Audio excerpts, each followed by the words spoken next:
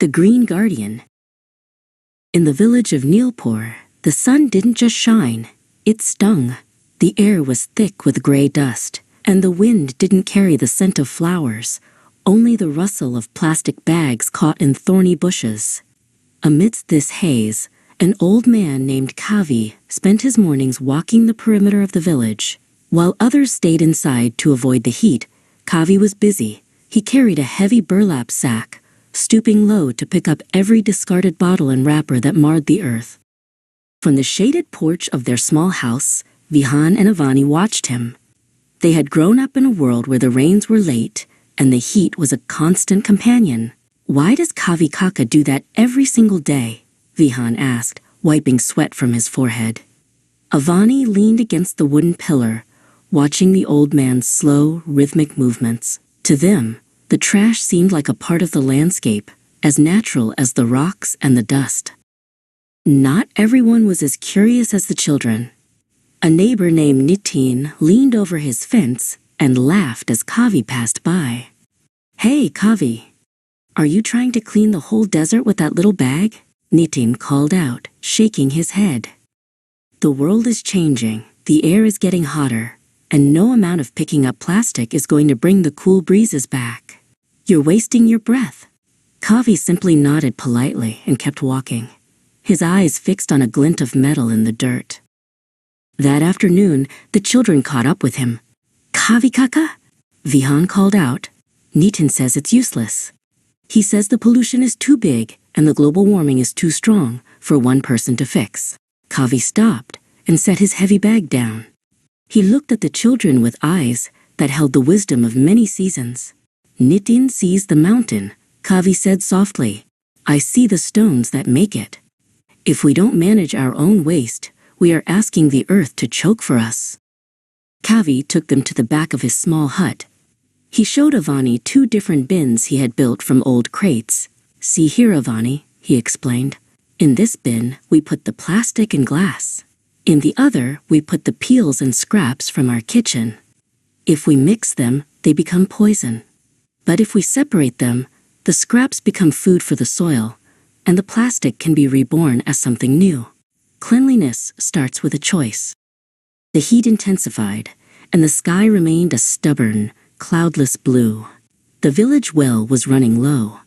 Kavi led Vihan to the edge of his roof, where a series of gutters led to a large, covered tank. "The rains are irregular now because we haven't cared for the sky," Kavi said. "So when the rain does come, we cannot let a single drop escape. Rainwater harvesting is our shield against the drought. We must catch the gift while it falls." One morning, Kavi arrived at a barren patch of land in the center of Neelpur with a shovel and a small green sapling. The ground was hard and stubborn. Avani joined him, bringing a small pot of water. "Why plant a tree now, Kavi Kaka?" she asked. "The sun will surely kill it." Kavi began to dig, his muscles straining against the parched earth. "Trees are the guardians of the rain," he replied. "They cool the air and hold the soil. If we want the cycle to return, we must give the earth a reason to weep with joy." The weeks that followed were the hardest the village had ever known. The heat was a heavy blanket that smothered the streets.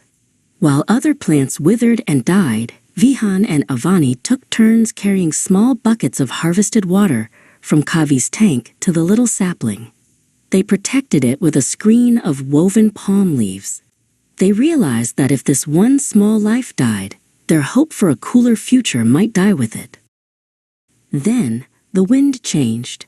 The gray dust was pushed away by heavy, purple clouds. A sudden, violent storm broke over Neelpur. While the villagers scrambled to hide from the deluge, Kavi and Vihan stood outside. They watched the water rush through the gutters and roar into the harvesting tank. The streets didn't flood with trash this time, because Kavi had already cleared the drains. The earth drank deeply, and the air finally turned sweet. When the storm passed, the village looked different. The little sapling was standing tall, its leaves washed a vibrant, brilliant green. Nitin came out of his house, looking at the full water tank and the clean, unblocked paths.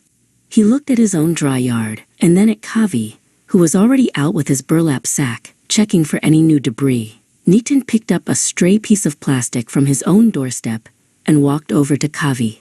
"I see it now," Nitin said quietly. "The small things, they add up." The change was like a ripple in a pond. Inspired by Kavi Kaka, Vihan and Avani organized the other children to create a green brigade. They spent their afternoons planting more saplings along the dusty roads and teaching their parents how to segregate their garbage. The mockery stopped. In its place grew a shared sense of pride. They weren't just a village anymore. They were a community of guardians, fighting back against the rising heat with every seed they planted. Many years passed, and the haze of Nilpur became a distant memory. The village was now shaded by a canopy of lush, tall trees that kept the air cool and the rains regular. Vihan, now a man, sat on a bench beneath the very first tree they had planted. Beside him sat Kavi, his hair white but his spirit as bright as ever. "Every forest starts with one person who refuses to give up," Kavi whispered. Vihan looked at the green world around them and nodded. "And every world is saved by those who care for the small things."